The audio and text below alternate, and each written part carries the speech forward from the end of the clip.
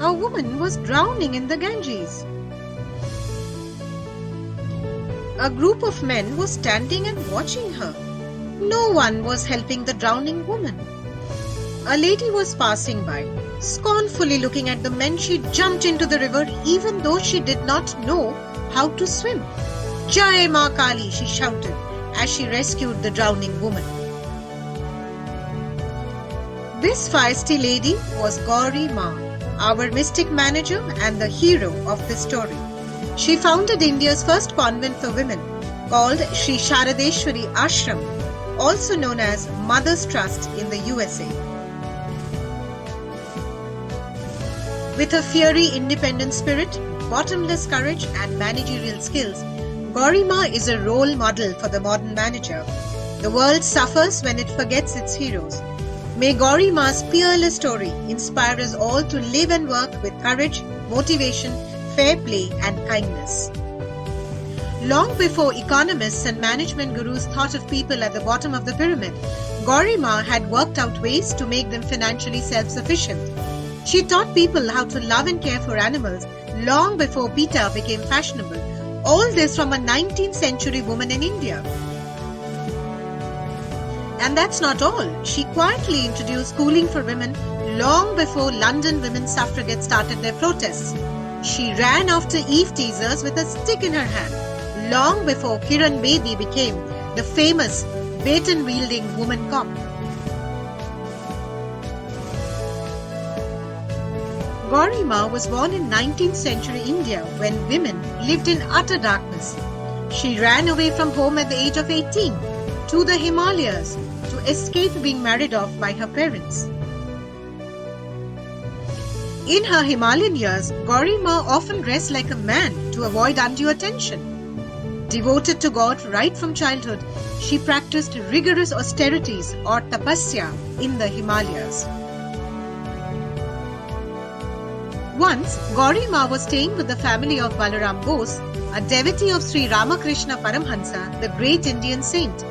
Balaram had been urging her to visit the Paramhansa, but she had declined, saying, "Brother, I have met many sadhus in my life. If your sadhu has such power, let him pull me there." Soon thereafter, one day when she was praying at her altar, she saw two luminous feet. Rubbing her eyes in disbelief, she ran out of the house. The doorman stopped her.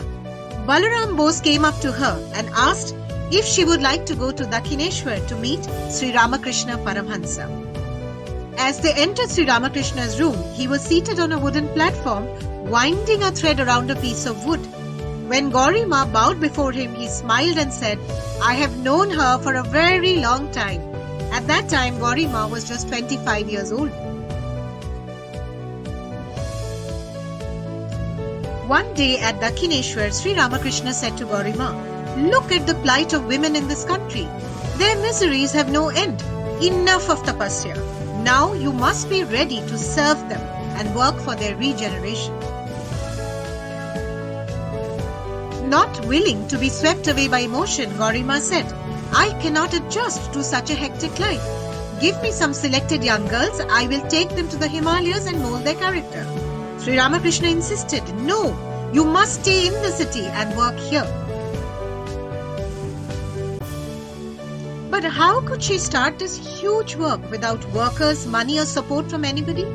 Slowly things began to take shape. Gauri Ma established Sri Sharadeshwari Ashram in 1895 on the banks of the Ganges in Barakpur. When the great monk Swami Vivekananda saw the convent, he was filled with joy. He said, "The education should be such that once more we will see women like Garge, Maitreyi and Arundhati in this land." The story of her days in the ashram is a lesson in modern management, finding students for the school, interviewing women who came to join the ashram, selecting the capable ones, running the ashram smoothly amidst the flurry of visitors, and above all, worrying about the finances of the ashram. All these tasks were successfully handled by Gauri Ma, who never lost hope and always remained calm.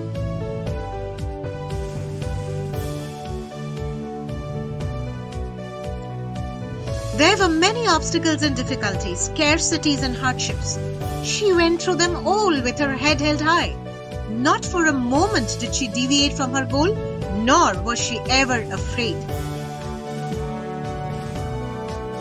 So often there were letdowns and disappointments, but no one ever heard her speak ill of anybody or ever glance backward. She manifested a great inner strength. One day, two highly respected lawyers were discussing her work. For a woman, said one of them, the work done by Gauri Ma is truly amazing.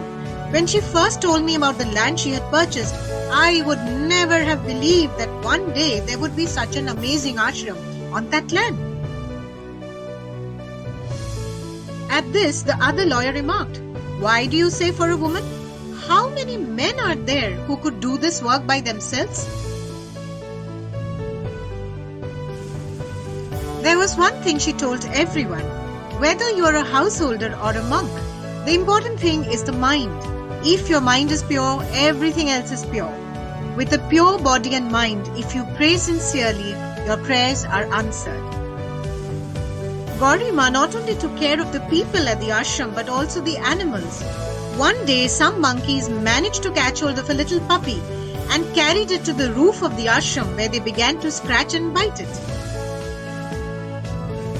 Seeing that agonizing scene, Gauri Ma immediately tucked her clothes securely, tied a stick to her back and, stepping onto a broken wall, slowly began to climb up to the roof, finally rescuing the puppy and bringing it down with her. Gauri Ma worked without a trace of ego. She once said, "Do your work with a detached attitude. You must treat name and fame like garbage. When you go to serve others, if you find any desire for praise or prestige lurking in the corner of your heart, it is spiritual suicide." On the holy day of Shivaratri 1938, Gauri Ma repeatedly said, "The Master is once again pulling that thread. Today, we are not going to talk about anything else, only about Master." At 8:15 in the evening, Gauri Ma slowly entered Mahasamadhi, giving up the body. By the dint of Gauri Ma's efforts, it has been possible for many women to lead dedicated spiritual lives at the Sharadeshwari Ashram. The administration is entirely in the hands of women. As Swami Vivekananda once said, "Where is Gauri Ma? We want 1,000 such mothers with that noble, stirring spirit." So, as a modern manager, what would be your takeaways from the life of this iconic woman saint of India? Here are mine. Be courageous. Don't be afraid to take on responsibility. Be willing to work hard for a good cause. Be steadfast in reaching goals no matter what the obstacles. Be calm and patient. Don't look back and don't speak ill of others. Work hard and consistently. We do hope you enjoyed this episode and will benefit from it. Sequel would love to have you back for its next broadcast on men and women of inspiration. So stay tuned and like, share, subscribe to our channel for regular updates. Visit us at www.sequel.com. Till then, stay safe, stay inspired.